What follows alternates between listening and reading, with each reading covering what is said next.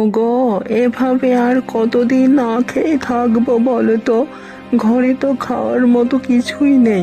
কতদিন হলো কিছুই তো খাচ্ছি না আমরা। এভাবে না খেতে খেতে তো আমরা একদিন মরেই যাব।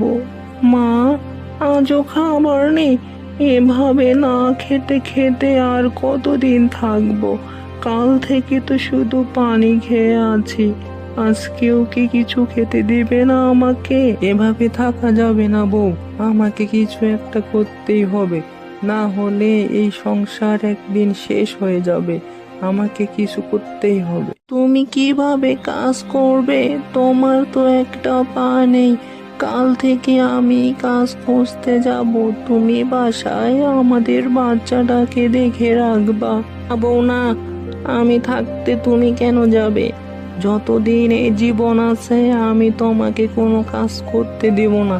আমি কালকে কাজ খুঁজতে যাব।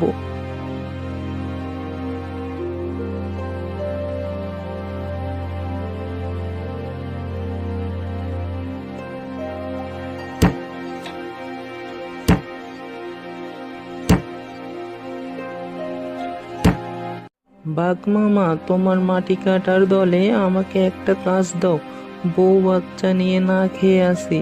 তুমি কাজ না দিলে বউ বাচ্চা নিয়ে না খেয়ে থাকতে হবে। তোর কি মাথা খারাপ নাকি? এই ল্যাংড়া পা নিয়ে তুই করবি কাজ?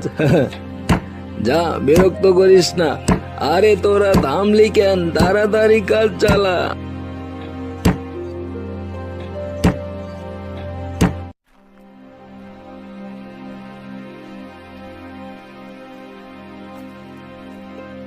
আরে বাহ! আরে ল্যাংড়া শিয়াল যে, কি ব্যাপার? বাকির টাকা দিতে এলে নাকি তুমি? না দোকানি দাদা, আমাকে একটা কাজ দাও গো দাদা। বউ বাচ্চা নিয়ে না খেয়ে আছি। হাসালে গো দাদা তুমি?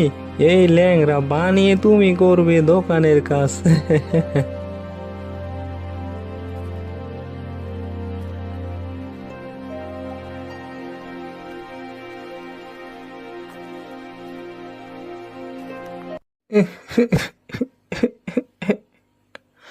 আর কত অপমান ওরা করবে আমায়? আমি তো কিছু চাইনি, শুধু দুমুঠো ভাত খেতে চেয়েছি। একটা পানে বলি কি আমি মানুষ না? কি হয়েছে গো শিয়াল ভাই? এখানে এত মন খারাপ করে তুমি বসে আছো কেন? কিটিদা, তুমি তো জানো আমার একটা পা নেই। কেউ কাজ দিতে চায় না গো দাদা। বউ বাচ্চা নিয়ে অনেক দিন ধরে না খেয়ে আছি। ও, এ ব্যাপার। তুমি আমার সাথে কাজ করতে পারো। তুমি যদি আমার এক ঝুড়ি মাছ বিক্রি করতে পারো, তাহলে তোমাকে অনেক টাকা দেব। কেন পারবো না? অবশ্যই পারবো। তুমি আমায় বাঁচালে গো দাদা। ভগবান তোমার মঙ্গল করুক। তাহলে তুমি বিকালে চলে এসো আমার মাছের দোকানে।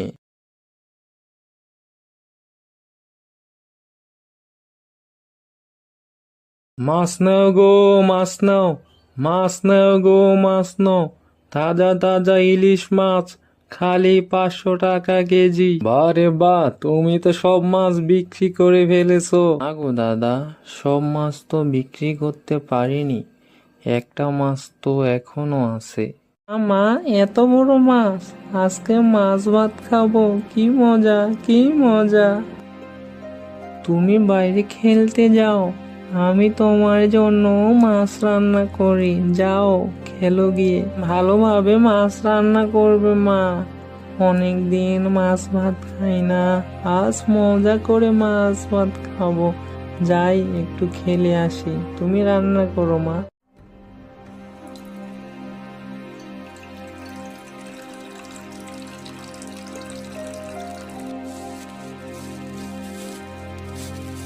ও মা, আমাকে কিছু খেতে দেবে তোমরা? অনেক দিন থেকে কিছু খাই না, শরীরও চলে না। কিছু খেতে দাও মা। হ্যাঁ বুড়িমা, তুমি বসো, আমি তোমার জন্য খাবার নিয়ে আসি। আজ ঘরে মাছ রান্না হয়েছে, তুমি বসো, আমি তোমার জন্য খাবার নিয়ে আসতেছি।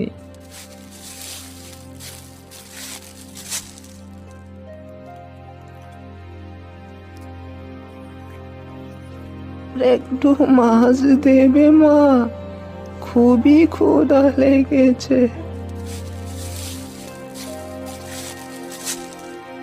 এই নেও বুড়িমা, এগুলো খাও। মা, নিয়ে আসি, পেট পুরে খাও মা। আমাকে তোমার নিজের মেয়ের মতো মনে করবেন মা।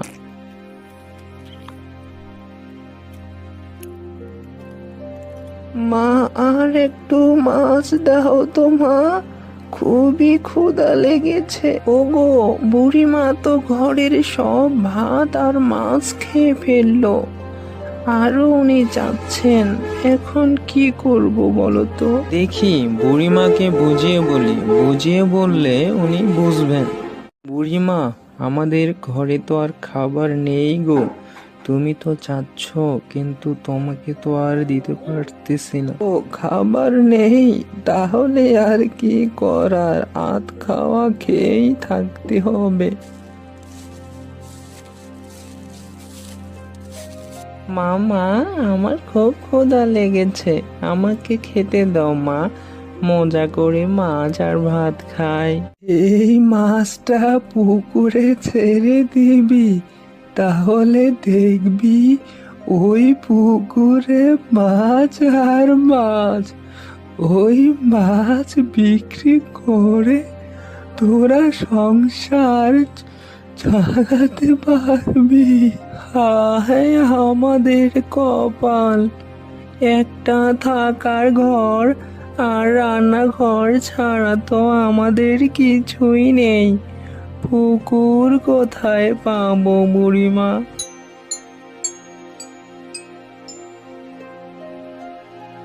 এই কোদালটা আর মাছটা রান্নাঘরে রাখবি ঘুমানোর আগে। সকাল হলে দেখবি রান্নাঘরে পুকুর হয়ে গেছে, আর সেই পুকুরে মাছ আর ভাত।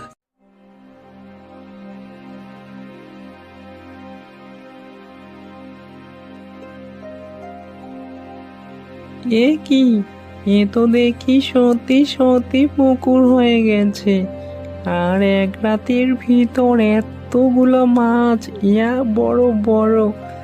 যাই, আমার স্বামীকে গিয়ে বলি এ কথা। ওগো, শুনছো, আমাদের রান্নাঘরে পুকুর হয়ে গেছে, আর ইয়া বড় বড় মাছ। কি বলো, সত্যি নাকি? চলো তো গিয়ে দেখি।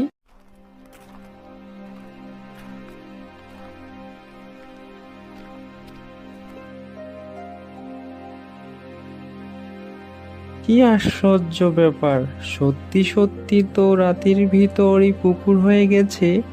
বুড়িমার কৃপায় আমাদের অভাব তাহলে ঘুচলো বউ। ধন্যবাদ বুড়িমা তোমাকে আমাদের এভাবে সাহায্য করার জন্য। মাছ নাও গো, মাছ নাও, নিজের রান্নাঘরে চাষের মাছ, সেই স্বাদের মাছ, মাত্র 200 টাকা কেজি। মাছ নাও গো, মাছ নাও।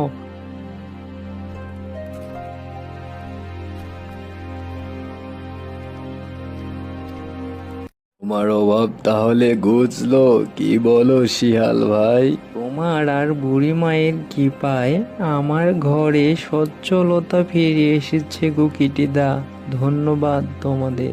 আরে ধন্যবাদ দিতে হবে না, তুমি তোমার পরিশ্রমের ফল পেয়েছো। তুমি থাকো তাহলে, পাশের গ্রামে আমার একটু কাজ আছে, আমি চলি। আচ্ছা গো কিটিডা, তুমি তাহলে যাও এখন।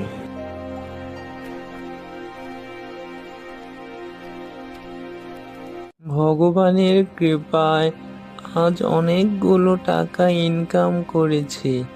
যাই, বউ আর বাচ্চার জন্য কিছু কিনে নিয়ে যাই। বউকে তো কতদিন হলো কোনো শাড়ি কিনে দিতে পারি না, আর আমার বাচ্চাটারও ভালো কোনো জামা নেই। আমার বউ আর বাচ্চার জন্য যদি একটা শাড়ি আর একটা জামা কিনে নিয়ে যায়, তাহলে তারা অনেক খুশি হবে। আরে আরে আরে, ল্যাংড়া শিয়াল যে, কি ব্যাপার?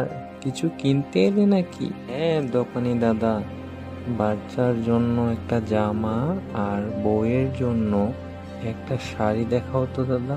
হ্যাঁ দাদা, দেখাচ্ছি।